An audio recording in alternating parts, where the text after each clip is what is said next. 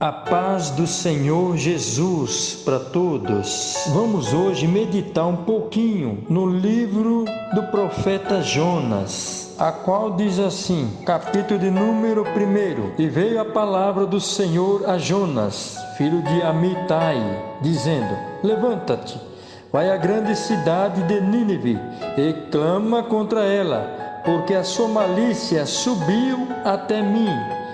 Versículo de número 3. E Jonas se levantou para fugir de diante da face do Senhor para Tarsis, e descendo a Jope, achou um navio que ia para Tarsis. Pagou, pois, a sua passagem, e desceu para dentro dele, para ir com eles para Tarsis, de diante da face do Senhor. Vejamos já nesse versículo de número 3, que na parte C ali mais ou menos, fala assim: comprou sua passagem e desceu para dentro dele, para ir com eles para Tarsis. Ele não tinha que ir com eles, era para ele ir só.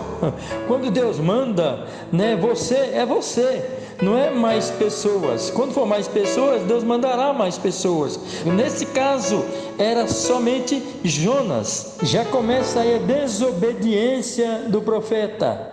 Versículo de número 4.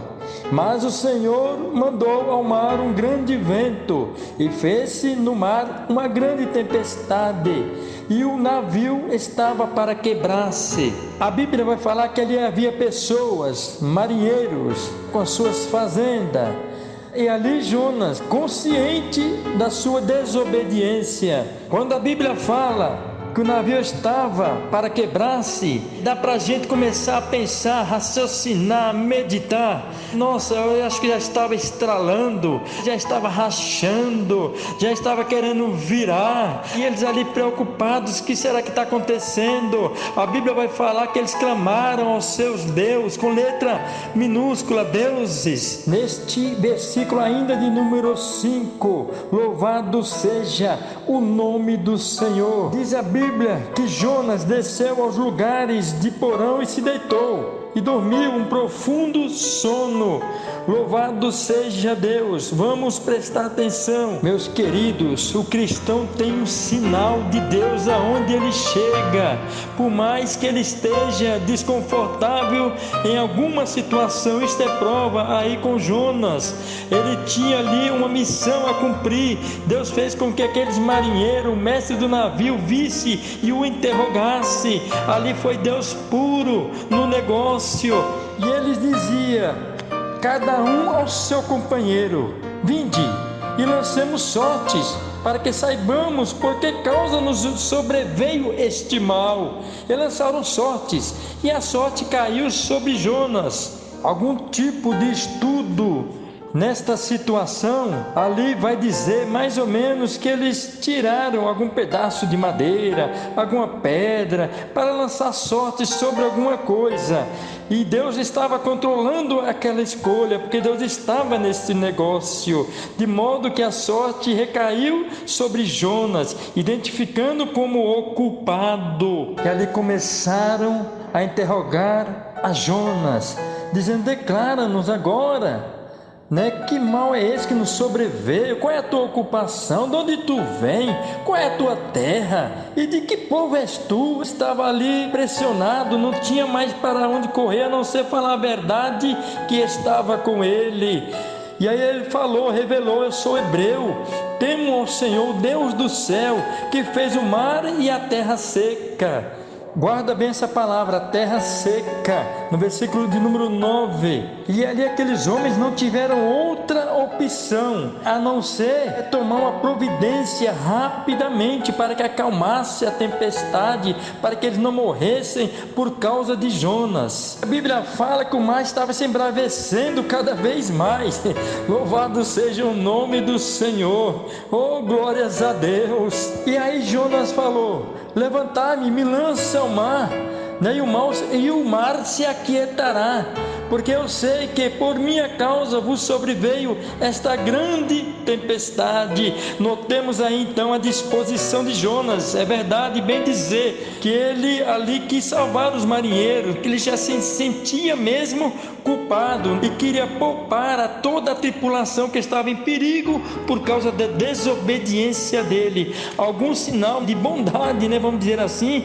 Ele se arrependeu e começou a arrumar a situação de alguma forma. Será que só assim, desta maneira, chegando nos extremos, para que nós venhamos obedecer a Deus? Deus não quer isso não.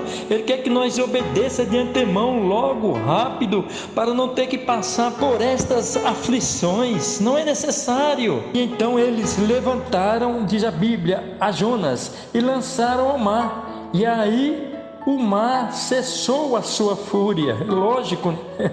Louvado seja o nome do Senhor. Jonas deixou chegar nessa proporção toda, desnecessária, mas nós vamos saber o porquê. Se fosse você no lugar de Jonas, o que você faria? Conhecendo o que Jonas sabia, como homem natural, mas ele tinha mesmo que acreditar mais em Deus, dar crédito à palavra de Deus. Mas Deus estava no controle, cuidando de todas as coisas. Assim que Jonas foi lançado ao mar, diz a Bíblia que Deus deparou, pois, o Senhor um grande peixe para que o tragasse a Jonas. E esteve Jonas 3 dias e 3 noites nas entranhas do peixe. Lembre-se, meu amigo, é melhor obedecer do que sacrificar. Fica essa grande lição para com as nossas vidas. E a Bíblia vai dizer que só assim Jonas começou a orar a Deus de dentro do ventre do peixe. Imagina aí você numa situação destas. E ali ele fala com Deus, ele começa a ter um particular com Deus. Parece que já sendo considerado que ia morrer mesmo, ele já sentia isto, mas ele clamou a Deus nas últimas consequências. Deus nos quer clamando quando o negócio estiver difícil, quando nós estivermos em situações que parece que não tem mais esperança, mas acredite, continua clamando a Deus, que Ele está pronto para te ouvir. A Bíblia fala que os ouvidos de Deus não estão agravados para que não possa ouvir, nem suas mãos ocultas sem que não possa abençoar. Louvado seja o nome do Senhor Jesus. E a Bíblia fala que quando Jonas acabou ali a sua oração, louvado seja o nome do Senhor, falou pois o Senhor ao peixe. Olha só, até o peixe escutou a Deus. E quando Jonas acaba de se justificar para Deus, aí Deus fala ao peixe. Olha só a sensibilidade. O peixe ouviu a Deus e Jonas não quis ouvir a Deus, né? Não quis dar a atenção devida ao mandato, à missão dele. Aí nós lembramos daquela palavra, né? O boi conhece a sua manjedoura, mas o homem não conhece a Deus. Louvado seja o nome do Senhor. E ali, né, diz a Bíblia que o peixe foi e vomitou a Jonas na terra. Lembra quando eu falei terra seca? Louvado seja o nome do Senhor. Segundo os estudos, ele foi posto ali num certo lugar, na praia, por exemplo, saindo do mar. Louvado seja Deus. E muitos falam que era uma baleia. Presta atenção, a Bíblia não fala em baleia, a Bíblia fala um grande peixe. Possa ser que seja a baleia, mas a Bíblia não afirma. Assim como no livro de Gênesis, capítulo de número 3, por ali mais ou menos, o mundão fala sobre que Eva comeu a maçã. A Bíblia não fala maçã, a Bíblia fala o fruto, que não podia comer daquele fruto daquela árvore. Então a gente tem que tomar cuidado, porque as coisas de Deus é mistério. Não podemos afirmar nada do que a gente não tenha certeza, mas segundo a palavra de Deus, sim. Não podemos aumentar nem tirar nenhum tio da palavra de Deus. Temos que tomar muito cuidado ao pregar, ao ministrar uma palavra. E a Bíblia fala que lá ele chegou, levantou-se Jonas e foi a Nínive, segundo a palavra do Senhor. Nínive era uma cidade grande, de 3 dias de caminho. E começou Jonas a entrar pela cidade de caminho de um dia, e pregava e dizia: ainda 40 dias e Nínive será subvertida. E os homens de Nínive creram em Deus e proclamaram um jejum e vestiram-se de panos de saco, desde o maior até o menor. Nem homens, nem animais, nem bois, nem ovelhas provém coisa alguma, nem se lhe dê pasto, nem bebam água. Louvado seja o nome santo do Senhor. Olha o temor que entrou neles. Louvado seja Deus. É desta maneira que Deus faz, é dessa maneira que Deus quer as nossas vidas, diante de uma missão a qual Deus coloca em nossas mãos. Esses panos de saco eram um tecido grosseiro, geralmente feito de pelo de cabra. Louvado seja Deus, para que se humilhassem.